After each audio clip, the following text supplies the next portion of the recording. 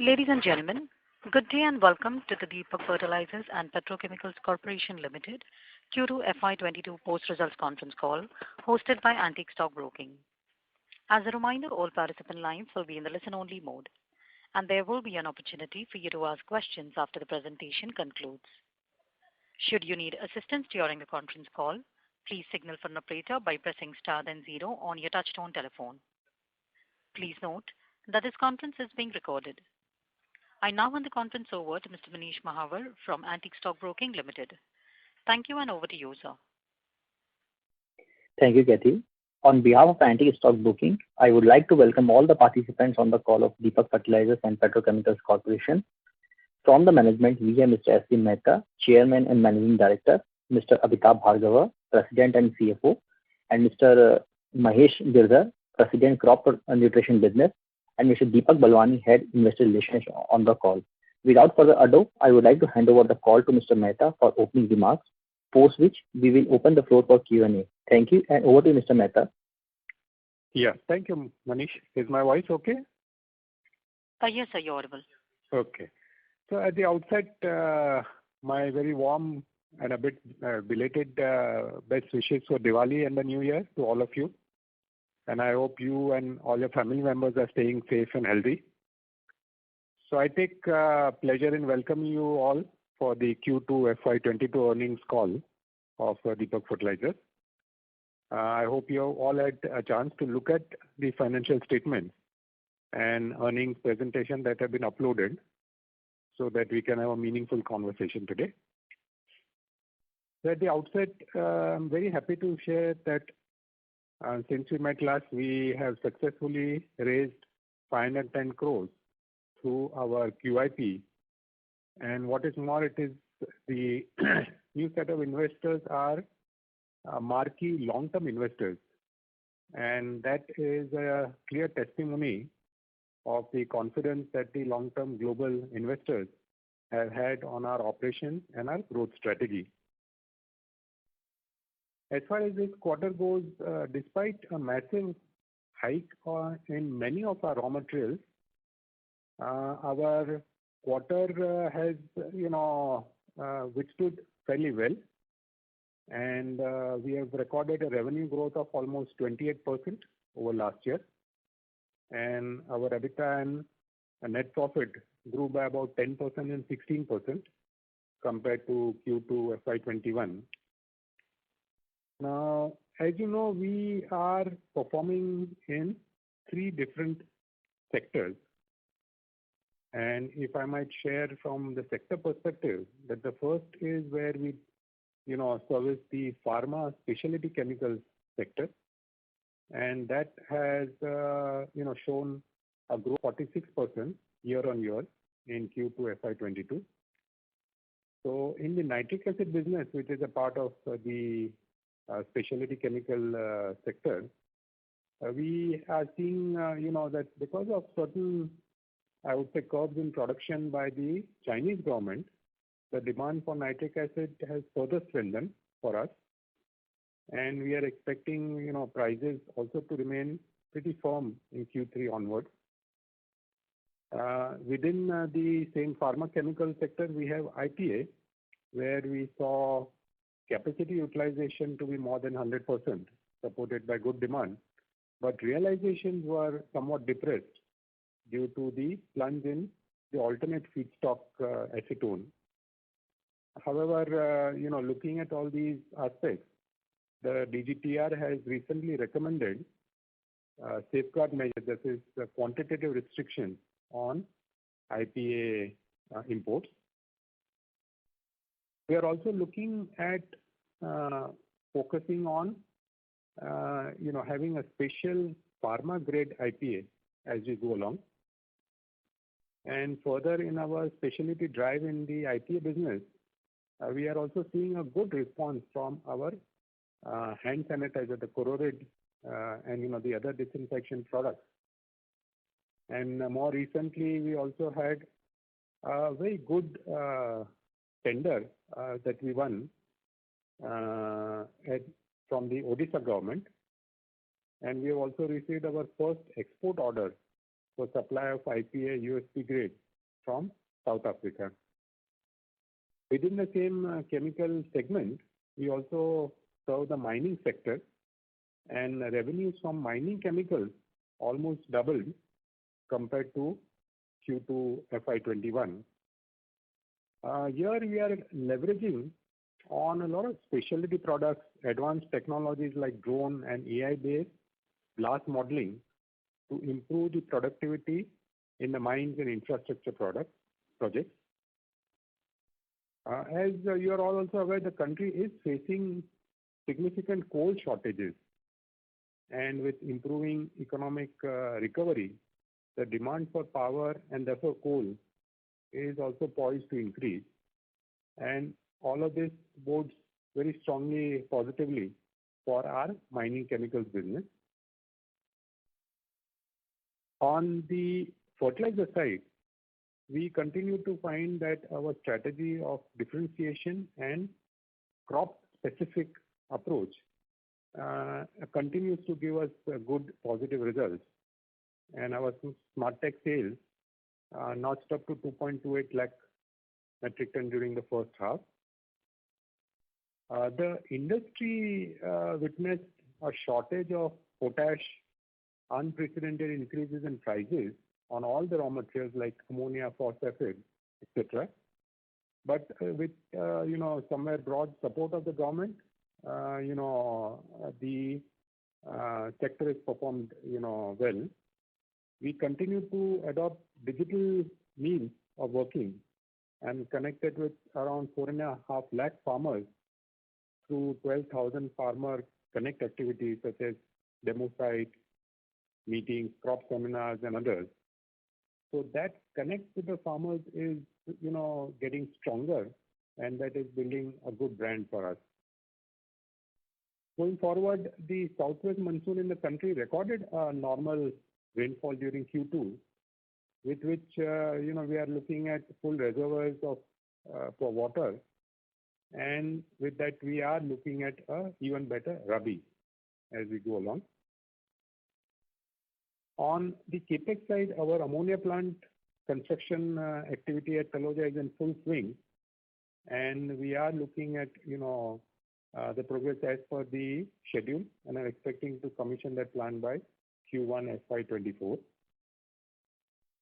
So from a broader perspective, going forward, we continue to single-mindedly focus on, number one, capturing value in our chain, which is where the ammonia project will, give us a good positive traction. Second is we continue to very strongly focus on the drive from commodity to specialty, or focus on the end consumer, and that is something that is going to give us, certainly improved margins and also certain strong brand creation. And in the near term, we are looking at better efficiencies and debottlenecking to help us, enhance capacity and extract maximum value in the near term. So with these, I would say broad overview, let me hand over to Mr. Amitabh Bhargava, our CFO and President Finance, who can then give you a detailed financial overview, and then of course we will be available for further clarifications and answers to your questions. Amitabh? Yes, thank you, Mr. Mehta. Good afternoon, ladies and gentlemen, and thank you for joining the Deepak Fertilizers and Petrochemicals conference call to discuss the Q2 FY22 results. Our financial performance during the quarter remained positive, as Mr. Mehta was mentioning, supported by our diversified product offerings and value-focused business model. During Q2 FY22, we reported a total operating revenue of rupees 1,793 crores, an increase of nearly 28% compared to same period last year. Our operating EBITDA increased by 9.8% YOY to rupees 212 crores in Q2 FY21 at FY22, with margins of 11.8 during the quarter. There's been sharp increase in key raw material prices YOY in Q2. Ammonia was up by approximately 158%. Phosphoric acid was up 70%. RGP, that is propylene, up by 53%. Despite these adverse movements of key raw material prices, our better utilization levels during the quarter and sales volumes resulted in improved financial performance. Our net profit grew by 15.9% YOY to rupees 93 crores in Q2. Finance costs were also reduced by 11.7% YOY during the quarter, driven by better working capital management and conversion of IFC's FCCB Tranche 1. We've generated approximately 648 crores of cash from operations and working capital management during first half of FY22. Net debt was further reduced by approximately 205 crores during H1. There's been significant improvement in leverage ratios with net debt to equity improved from 0.9x or 91x in H1 FY21 to 0.53x in H1 FY22. DFPCL successfully raised, as Mr. Mehta was also mentioning, 510 crores through a qualified institutional placement of equity shares in October 21. Leading domestic as well as foreign institutional investors participated in the issue, which included Small Cap World Fund, Government Pension Fund Global, Axis Mutual Fund, Fidelity, Avendus, and Society General, among others. During the quarter, our manufactured pharma specialty chemicals business revenue of 374 crores, an increase of 46% compared to Q2 FY21. Manufactured assets for the quarter recorded a revenue of 208 crores, an increase of 94% compared to Q2 last year. And manufactured IPA recorded revenue of 167 crores, an increase of 12% YOY.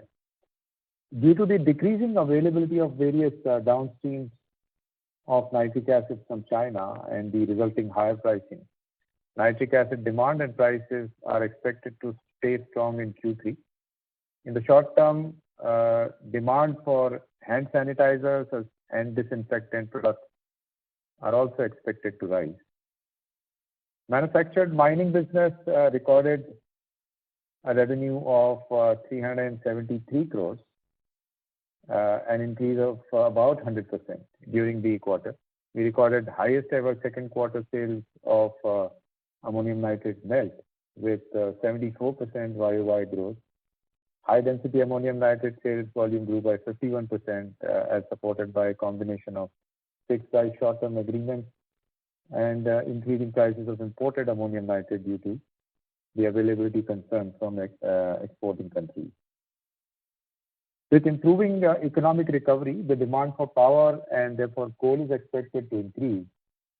In addition, with an increase in infrastructure activity, demand for cement and rock aggregates are likely to increase. All these factors should result in increased explosive demands in mining and infrastructure segments, and in turn on our mining chemical products. Our value-based business model in crop nutrition business, it resulted in revenue growth of 15.8% to rupees 802 crores in Q2. NP and NPK recorded a revenue growth of 30.9% to 687 crores, and Bensulf sales increased by 37% to rupees 21 crores in Q2 FY22. Despite year-over-year increase in major raw material prices, our strategically oriented initiatives, which range from crop-specific products to farmer-focused marketing, should help us grow our market share and profitability.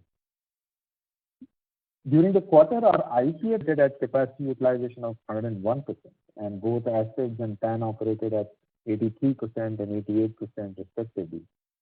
As you might recall, in earlier quarters, I had made this point that last year we got affected by COVID, particularly our operation maintenance, and the operating leverage that we were sitting on at the beginning of the year it's evident that we have sort of taken advantage of that in this quarter and in the first half of this year. In the crop nutrition segment, NP and PK plants operated with utilization levels of 77%, and Bensas plant operated at 66% utilization level. The available capacity across our plants provides us, headroom for future growth potential. We still have a good margin left as far as capacity utilization is concerned. We remain confident of continuing our growth trajectory while extending full support to our customers, suppliers, and other valued stakeholders. With all the three sectors, that is our industrial chemicals,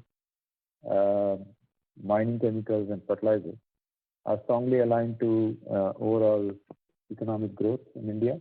And with the Indian economy expected to perform better in the coming quarters, our segments are expected to be benefited from the same in the coming quarters. With this, we would be happy to take your questions. Thank you. Thank you very much, sir. Ladies and gentlemen, we will now begin the question and answer session. Anyone who wishes to ask a question may press star and one on their touchtone telephone. If you wish to remove yourself from the question queue, you may press star and two. Participants are requested to use handsets while asking a question. Ladies and gentlemen, we will wait for a moment while the question queue assembles. Thank you.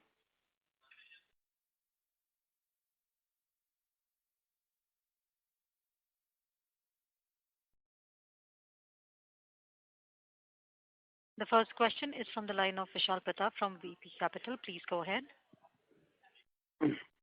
Hi, sir. Good afternoon. I have one question on technical ammonium nitrate. So, I understand we supply ammonium nitrate to solar industries as well as TAN to coal mines.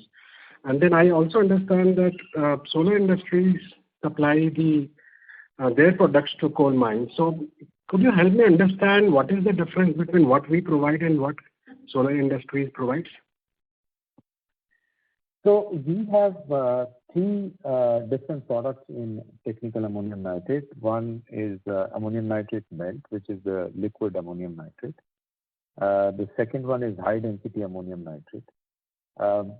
High density ammonium nitrate essentially is in solid form, and therefore it helps transport it for a longer distance. But for shorter distance, to the extent that the customer end also has the storage facility, we supply the TAN in melt form. So in a way, AN melt and HDAN are substitute of each other. One is in solid and the other is in liquid form. Both these products go in the emulsion-based explosives, which our customers like Solar and others, they essentially convert these two products into emulsion-based explosives, which in turn are used for mining activity. While the low-density ammonium nitrate can be directly, put down the hole, and you can add add the fuel oil on top of it, and you can, with the help of detonators, you can detonate. So in a way, LDAN can be directly used in mines. It also is then converted into certain explosives which are different from emulsion-based explosives. So essentially, in summary, HDAN and AN melt is used by or supplied to our customers to be in turn converted into emulsion-based explosives, while low-density ammonium nitrate can directly be used as explosives in the mines. You can directly use it as with the addition of fuel oil. You can directly blast in the mines, so it doesn't have to go through the intermediary customers. And then it can also be converted into certain explosives which we call NFO, ammonium nitrate fuel oil. So those explosives are different from emulsion-based explosives that our customers like Solar make. Okay. Clear? Yeah, right. So if I'm Coal India and I'm trying to buy an explosive, so when will we buy from our company, Deepak, and when will I buy from Solar? And what's the difference? So Coal India, depending on their requirement, can either tender for emulsion-based explosives or in certain limited quantity could even directly tender for LDAN, low density ammonium nitrate. Essentially, in India, LDAN is very sparsely used in coal mining. Particularly, Coal India has just started using it on commercial scale only in Q4. Before that, they did not have the experience of blasting through LDAN. And to that extent, prior to that, 100% of their requirement was met through emulsion-based explosives. Now from Q4 onwards, after they have tested it on a commercial scale, depending on their requirement, they can tender for LDAN-based explosives. But India, given the manufacturing capacity of emulsion-based explosives and explosives in general, which are largely emulsion-based, particularly in the coal mine and public sector coal mine, would continue to remain, sort of largely be serviced by emulsion-based explosives. But like I said, Q4 onwards, when the Coal India subsidiaries have tested on commercial scale the LDAN-based explosives or blasting, they, depending on their requirement, can tender separately for LDAN-based explosives. So, if I try to compare emulsion-based explosives and LDAN, so which is more efficient? If efficiency is measured in terms of money spent? So fundamentally, while LDAN per ton basis can be priced or maybe priced more at a rupees per ton basis at a higher level at H10 or ANML, though that also keeps changing depending on the demand supply situation. But when it comes to for the same blasting requirement, generally speaking, LDAN-based explosives turn out more efficient in terms of the quantity that is used and the general efficiencies that you get in blasting. Because blasting also, depending on, so when you blast, if the overburden comes out in uniform, let's say shape, the whole processing of or removal of overburden is additional cost that is incurred by mines. And so therefore mines tend to look at their overall cost, not just the explosive cost, but end-to-end cost. And those costs can turn out to be more expensive because LDAN-based explosives or blasting is more measured. It has certain efficiency in terms of the outcome of overburden. So that's how it works. Generally, it can work more efficient. Okay. And last question, sir, from my side. So, majorly, technical ammonium nitrate we supply to the end users, or we supply to explosive manufacturers like Solar? So like I said, HN and AN, which are out of the total portfolio are a substantial part of our product basket. They are supplied to intermediaries, emulsion-based explosive manufacturers, while LDAN can be directly supplied to the mines. Got it. Thank you so much. Thank you. Reminder to all the participants, to ask a question, you may please press star and 1 on your touchtone telephone.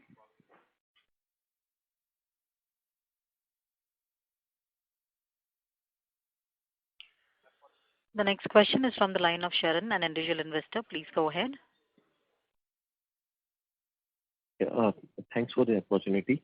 My first question is regarding the ammonia. Ammonia, which plant capacity is in progress, whether it's a green ammonia or what is exactly, because government is going to make a mandatory that for the fertilizers, green ammonia should be utilized, and the green ammonia comes from the power used from the renewable sources.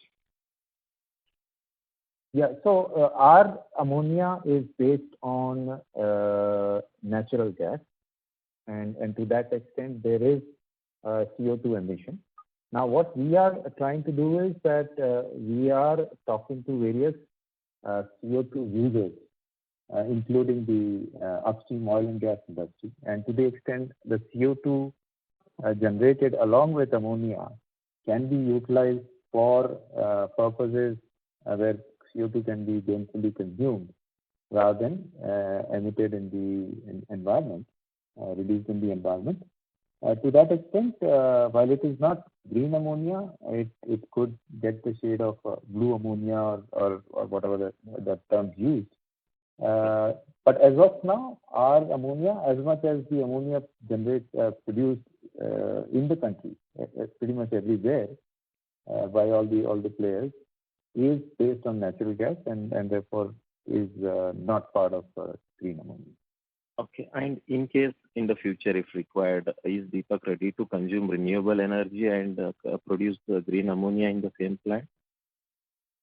See, as of now, it is green ammonia has two components to it. One is the power that you are consuming, but renewable power consumed is then used for hydrolysis of water, and that's how you generate hydrogen. And then you take nitrogen from the air, and that's how you combine nitrogen and hydrogen to make ammonia. So it has the element of not just using the power in renewable form, but it has that power should be then used through hydrolysis of water to generate to hydrogen. While in our case, the whole process, KBR process through which we are producing ammonia, or going to produce ammonia, is through natural gas route, and therefore there is a fundamental difference. It's not just the power consumed, but it's the whole process end to end that makes it green ammonia. Yeah, sure. And the second question is the ammonia capacity is going to be around 500 plus tons, right? I think that's a year, 500 ton per year, right? 500,000 tons. Yeah, 500. Okay. And 500 tons. So basically, and there was a mention that there is going to be a savings of around $70 to $80 just from the logistics. So can I assume that $70 is like into the Indian rupee, whatever it comes, and then plus into the 500 ton, roughly it is going to be 200 to 300 crore per year straightforward savings from that strategy? Yeah, so we have sort of explained this earlier as well, and I'll just repeat that. So one is the logistics part of the saving, which your numbers are broadly correct, $70 to $80, and whatever ammonia that we produce, we save that much in the logistics if you compare it with, let's say, FOB Middle East. There are two other advantages of producing it locally. One is that the whole process of ammonia generation also is exothermic, meaning that it produces additional heat. Now, and that heat is something that we can use because it's right across our plant, so we can use that for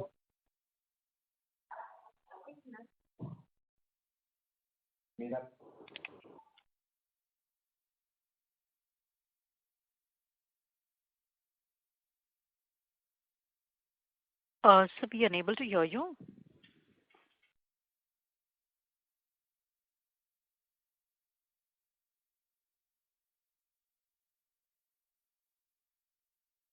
I'm sorry, there is. Sure. So what I was saying is that therefore there is additional savings that we have of heat that we can generate, and to that extent our heat consumption in our main downstream plant, there could be saving, and that saving could be anywhere between $10 to $15 per ton worth of ammonia in terms of the steam production. The third one is where our manufacturing facility has been granted a ultra mega project status by Government of Maharashtra, and there 75% of our capex in ammonia would be we'll get reimbursement of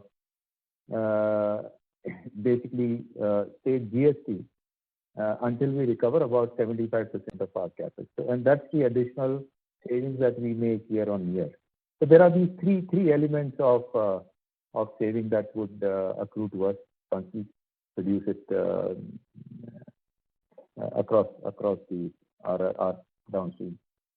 Okay. Yeah, I think that's a great information. So when roughly this will get completed in the year of 2023? So our mechanical completion is expected by March, April, and I think in a matter of 4 to 6 weeks we can start commercial production. Okay. And roughly in a year, in the year when it starts producing the in-house ammonia, that year roughly what will be the savings, rough amount, like 500 crore or something? So like I think I've talked about all three elements. Sure. Yeah. So we can just do a back of the envelope calculation. Yeah. And one last question. Just would like to know the big customers from all the sectors, from agriculture and industrial chemical. If you would like to give some names of big customers and any recent addition in the customer list.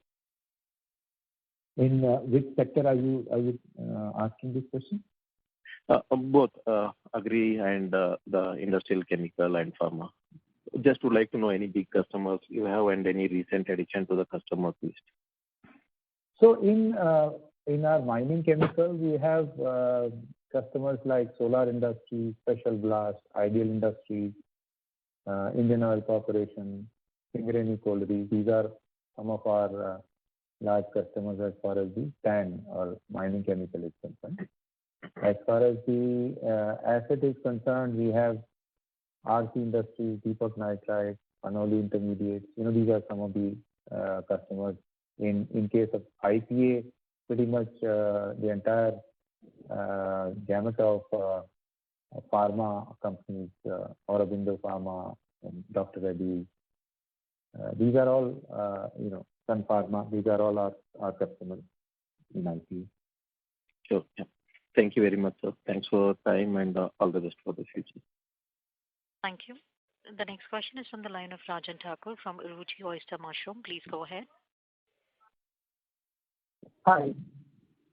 My question was with regards to the fertilizer business. With the raw material prices, there should be an increase in our fertilizer costs as well. So how will farmers be able to purchase the same quantity of fertilizers before, and how we can manage this? Your voice was not clear. Can you repeat the last line? I got your point that there is an increase in raw material prices, but what's exactly your question? Hi. Yeah. So my question was, we know there's an increase in the raw material prices, and subsequently our fertilizer product costs will also increase. So are we expecting the farmers to will the farmers be able to purchase the same quantity of fertilizers before, and how are we managing this? So essentially, as you know, the increase in raw material prices, typically there are government also, depending on the raw material prices, looks at the NPK nutrient-based subsidy. So government did one increase in May of this year based on some of the increase that had happened compared to the previous year raw material prices. Whatever other than the government nutrient-based subsidy, rest of the prices are essentially depending on the market, depending on the competition and the way industry increases or passes on those prices. We also increase our prices of our products. Overall, a combination of the two is what government as well as the industry tries to create balance. And to that extent, for a brief period till the prices are passed on to the farmer, there could be some absorption that industry has to do. But eventually, if the raw material prices are sustainable at a higher level, these prices do get passed on to the farmer. As you know, the NPK, nitrogen is also used in other fertilizer, and to that extent, the prices of other fertilizers, competing fertilizers, also tend to go up. So in that sense, the parity between other fertilizers and complex fertilizer is maintained. My colleague Mahesh is also there. Mahesh, do you want to add anything to this question? No, Avi, I think you already covered that. I think there are two. One is that there is in the May, government announced nearly 14,000 crore additional subsidy in the of NBS, nutrient-based subsidy. Again, there was a second infusion done in October, which will impact next quarters. So both the effect cost covered through subsidy as well as partial pass-through in the market has been able to support the consumption, and consumption hasn't declined. As we talk about H1, consumption has been nearly at the previous year level. Also, we also deal into non-subsidized fertilizers, which is about 15% of our total portfolio. And in the non-subsidized portfolio of the fertilizers, we have been able to pass through the increased costs.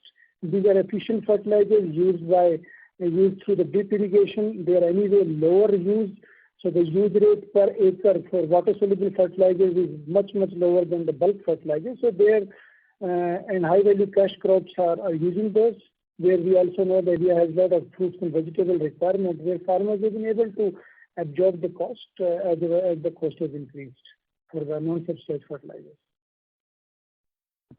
Thank you. Thank you. The next question is from the line of Abhijit Akella from IIFL Securities. Please go ahead. Yes, sir. Good afternoon, and thank you so much for taking my questions.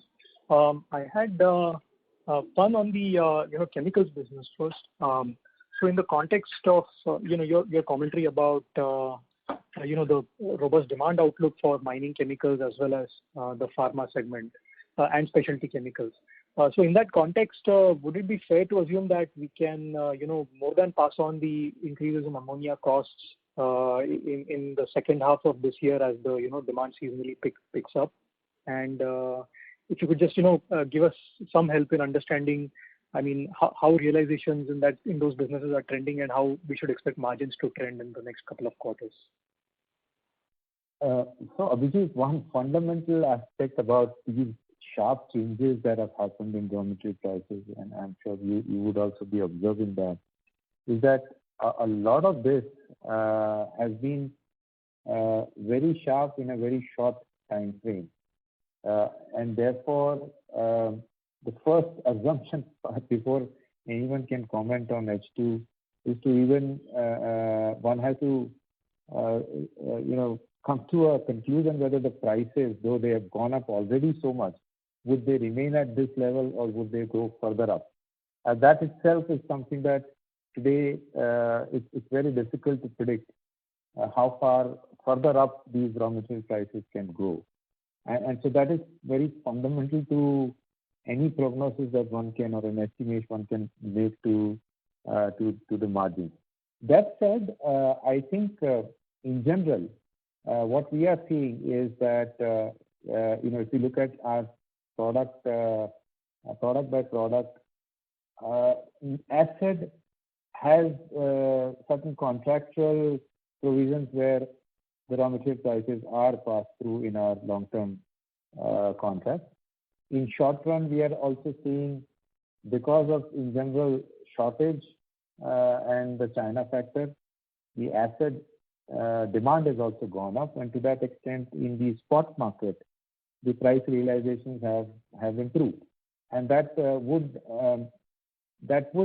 hopefully mean that the increase in ammonia prices would our ability to pass that on in acid, partly through contractual structure and partly through good realizations in spot market would be better. So that's as far as acid is concerned.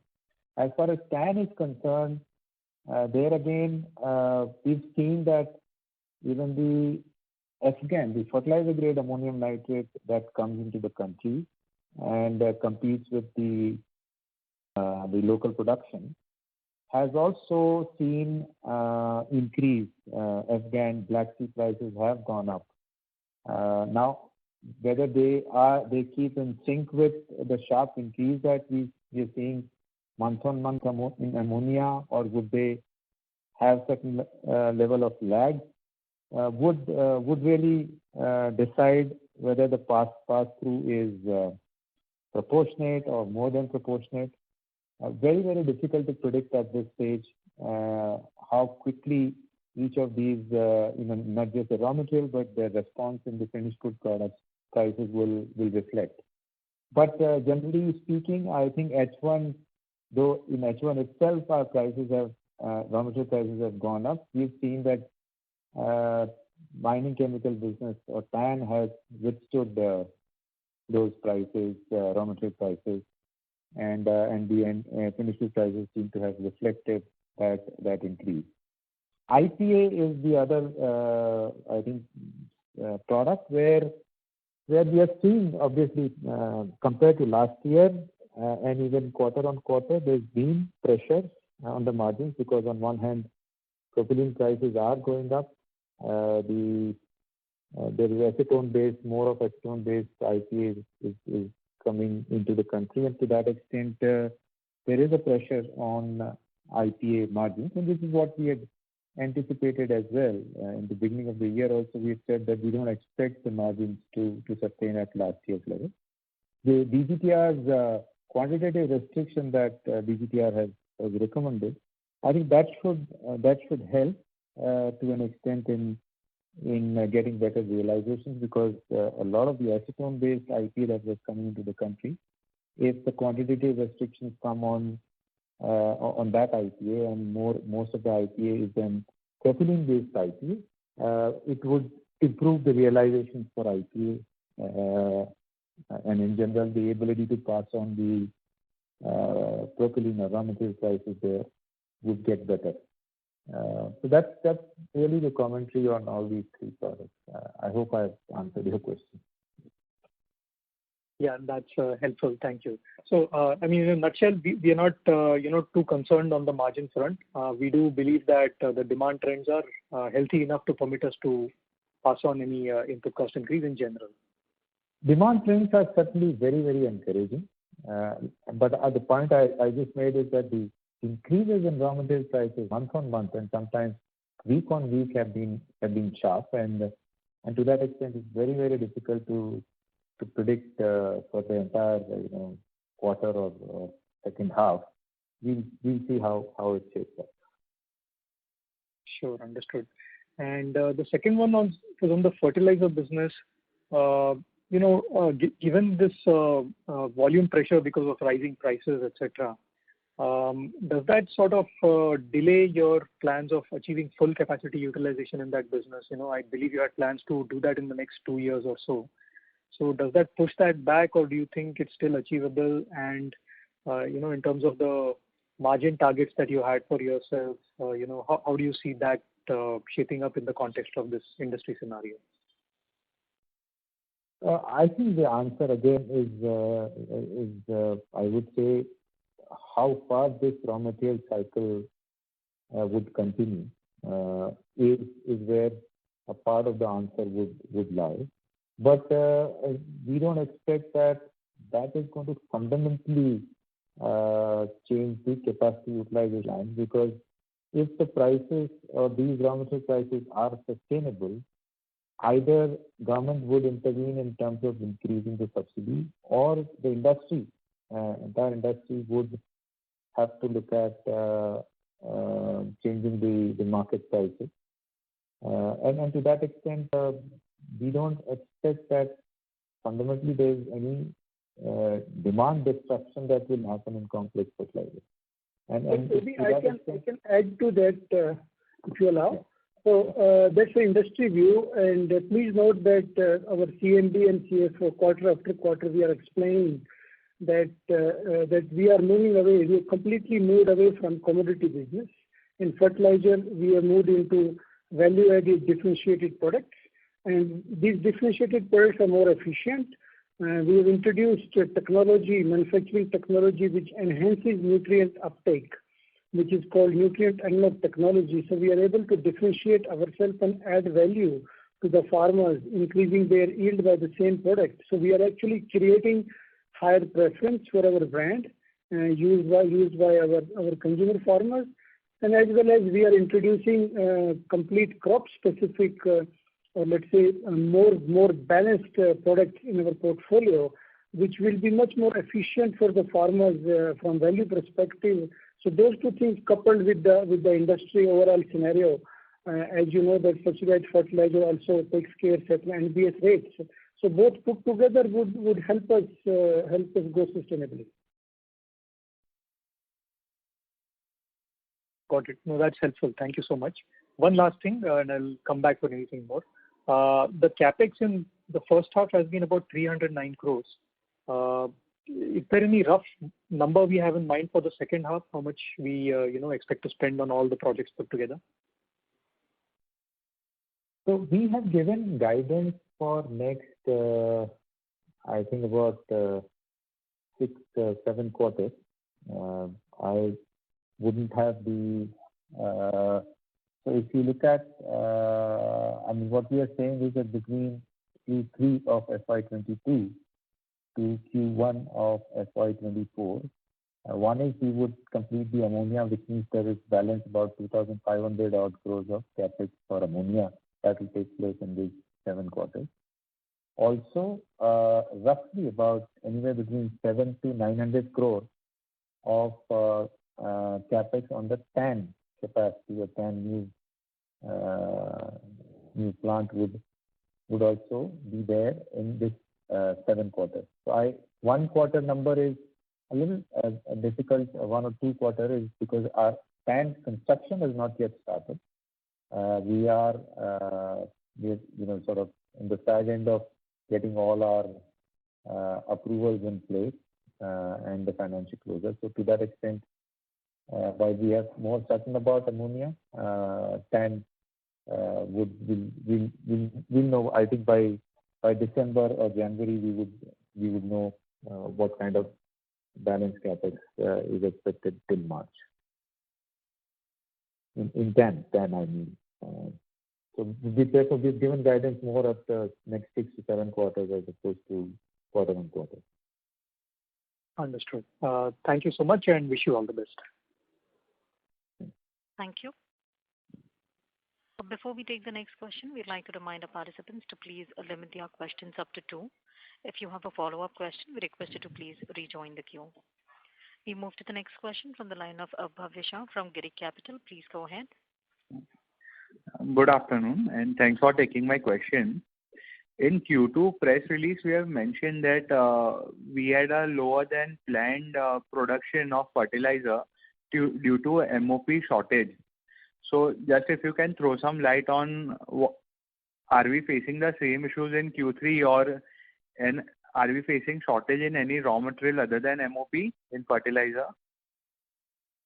No, I think by now the almost sort of non-availability of MOP for a long period, that phase is over. So as such, raw material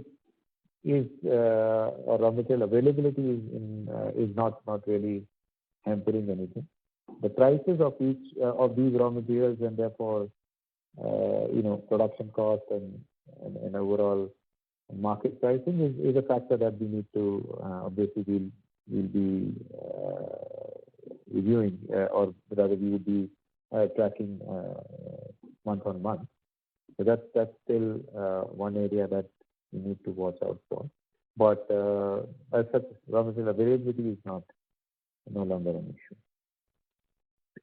And my second question was that this quantitative restriction in IPA is already in place, or is there any final order left to be published in Gazette or anything like that? The implementation of that, as to how that would be implemented, is a work in process. Okay. Because it has to be certain source-specific restriction, port-specific restriction. All of those, the nitty-gritties of implementation is something that is being worked out. Okay, understood. That's it. Thank you. Thank you. The next question is from the line of Vishal Pratap from VP Capital. Please go ahead. Hi, sir. So I have two questions again. If I look at the history of Deepak Fertilizer in last 32 years, except 91, 92, when we had unfortunate incidents of fire and all, where we struggled a few years, we have been prudent capital allocators and we avoid taking undue risk. But if I look at what we are doing now, like 4,300 capex for ammonia, and then we are talking about TAN, where we'll have a lot of capex. So do you not think that 5,000 crores of debt on our balance sheet will be a risky proposition? I'm not sure where the 5,000 crore number comes from, but yes, the question, I think if I get the essence of the question, is that these two large capex is being done together, whether that's a risk or not. Right. See, essentially, if you look at ammonia, in fact, I would flip the point and I would say that if we don't have our own ammonia, given the large ammonia requirement, because the fundamental nature of our business or fundamental raw material that is required in our business, because we are in nitric acid, NPK fertilizer and TAN, all three of them require ammonia. The scale is going to a level where relying on logistics, particularly right from Middle East to JNPT whole infrastructure, the transportation of that through road to our plant, and all the, not just the logistics uncertainty and issues in terms of damages and the certain frequent disruption, but also the whole environmental footprint of this logistics is something which for a long time we have debated internally, and we've come to a conclusion that that's not a sustainable operation for the size of the operations that we have. And therefore, ammonia, while the capex involved is large, no doubt about that, but without having our own ammonia, we would have been running a far more risk in terms of sustainability of our operations, for the size of our operation. As far as ammonia, now if you look at the current, and I think we've gone through, in last 2 years, we've gone through certain delays in land acquisition, but as we stand today, we have all the statutory approvals. The progress on the ground is only now the physical construction of, it's just the construction part, because nearly 95% of the equipment is with us, the land is with us, all the approvals are with us, so it's only civil and mechanical construction that needs to happen on the ground.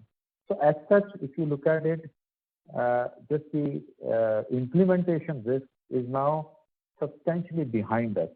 That said, yes, it would mean that there's a large capex and therefore proportionate debt. But debt also, if you see, we are actually even today, as we have almost about 1,800 crore of implementation that we have done, we have drawn less than 50% of that by way of debt, and we have used our internal accruals or our internal cash to fund the balance. And therefore, while in the base case, yes, we are planning to fund this project with say 60-40 debt equity and TAN with 70-30 debt equity. We may, depending on the cash accruals and the cash position we have, we may improve on this debt equity, number one. Number two, if you see the profile of this, I mean, a new project or any expansion, one huge risk that is there in any new project is the demand side of it, whether you would be able to place that product in the market or not, and what would be your capacity utilization. And that's where 100% of this is for captive consumption. And I've already spoken about the reasons why we believe that without having our own ammonia, we would have run a much higher risk on the sustainability. We don't believe that there is much risk that's left to be addressed in ammonia. we've gone through that phase, I think, in the last 2 years. As far as TAN is concerned, again, it's largely an import substitution. We have the land in place. Most of the statutory approvals are going to be with us. And to that extent, again, this is a product where we have quarter on quarter we have done well. There is a huge gap that is emerging in terms of import, and this product again is going to be used as import substitution. And this business, we've been market leaders. We know end to end. We've done this. This business, we've been there for more than 3 decades. So again, the risk is it's not some unrelated diversification. It's not something that for which we have to create market, but it's a ready market. We have to substitute the import. And to that extent, I think the risk, while the capital are large, but risk, if we talk about the risk, we believe that the risk is manageable. Right, Amitabh. So, sir, I think you have been very clear about this in the past calls, so I really appreciate that. My question was more from doing parallel capex in ammonia as well as TAN, rather than doing back-to-back, where once we are done with ammonia and then we do TAN. And that is where my question was. If you could share your thought on that, that would be great. So ammonia, if you look at it, we are sitting in November. We would complete ammonia in another 15 to 16 months, say March, April of 2023. TAN, we are yet to start the construction, but we have the land at basic, all the statutory approvals, and that's at 28 to 32 months of roughly 28 to, if you see even, roughly the implementation or completion of this is three quarter apart from each other. So overlap, if you see, would be, I would say, 4-5 quarters maybe. And to that extent, they are completely overlapping with each other or coinciding. There is anyway a gap that is there. While we have another 15-16 months left for ammonia, TAN, after we start the construction, it would be another 32 odd months. So even from a cash flow perspective, as we would be implementing TAN, our ammonia, the advantage of having our captive ammonia would start accruing to us from quarter 1 of FY24. So I think there is that there is that. I mean, it's not a complete overlap. There is a gap between completion of these two, and to that extent, we think we are fairly good place to manage this. Okay, and we have taken some land on JNPT recently. So is that for storing LNG? JNPT land. Right. There is a press release from JNPT, and our name came up that we have taken land there for storage or something. Not. We had at some point in time we had bid for some additional storage capacity, but we have not followed through in terms of going ahead with the TAN construction, etc. So we had. I'm not aware which land are we talking Okay, about. that's fine.